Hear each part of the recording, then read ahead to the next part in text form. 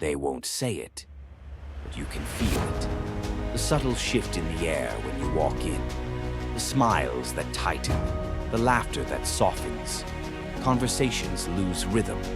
Eyes flicker, then retreat. It's not because you said something wrong. It's not arrogance. It's not pride. It's presence.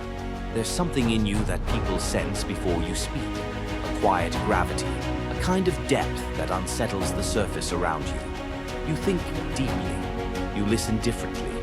You ask questions that don't belong in small talk. And when you look at someone, it feels less like looking at them and more like looking through them.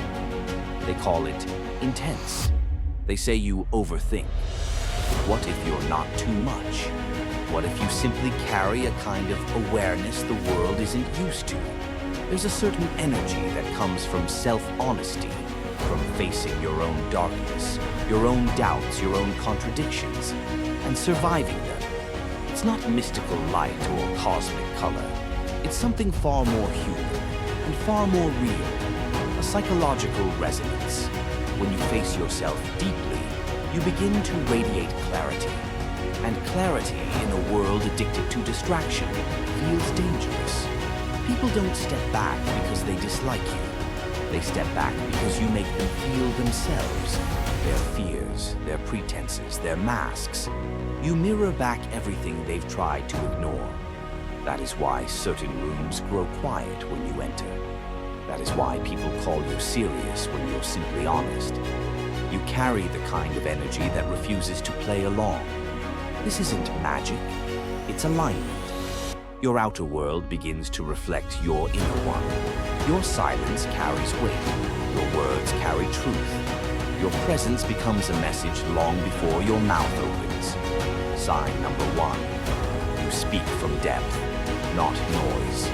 You don't feel silence just to be heard. When you talk, it's because something inside you has meaning to share. You've never been comfortable with shallow phrases or half-truths.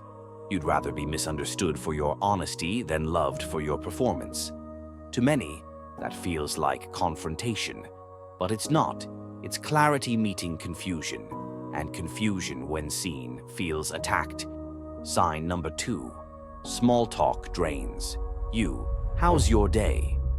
Did you see that thing online? You smile, you nod, but your mind drifts elsewhere.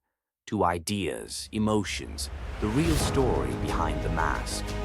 You crave depth the way others crave entertainment. You want to talk about purpose, not weather. You want truth, not trends. That hunger makes people uncomfortable. It exposes how little most conversations actually say. It's not that you're antisocial. You just can't pretend meaninglessness feels good. Sign number 3. People confess to you without knowing why. You attract emotion the way fire attracts moths. People tell you things they've never said out loud. They cry, they vent, they heal, and sometimes they run. You didn't ask for it, but your calm energy gives them permission to be real. You carry a quiet empathy that says, you're safe here. Yet few ever ask how you are doing. Your strength becomes their comfort. And sometimes that leaves you alone in the crowd, surrounded by emotion but unseen in return. Sign number 4. Your eye contact feels like a mirror. You don't just look, you see. And that's what unsettles people. They sense that your gaze isn't searching for flaws or approval. It's searching for truth. In your eyes, people meet the parts of themselves they spend years hiding. It's not your fault if they flinch. Your presence simply refuses to join their illusion. Sign number 5. Your energy shifts the atmosphere. You can feel the emotional temperature of a room without a single word being spoken.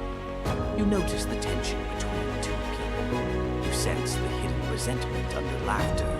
You can tell when a smile is wearing a mask. You read energy like other people read faces.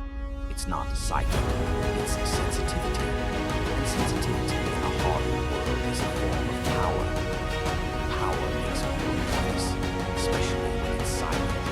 If this spoke to you, subscribe to this channel for more philosophical reflections, hidden truths, and see ourselves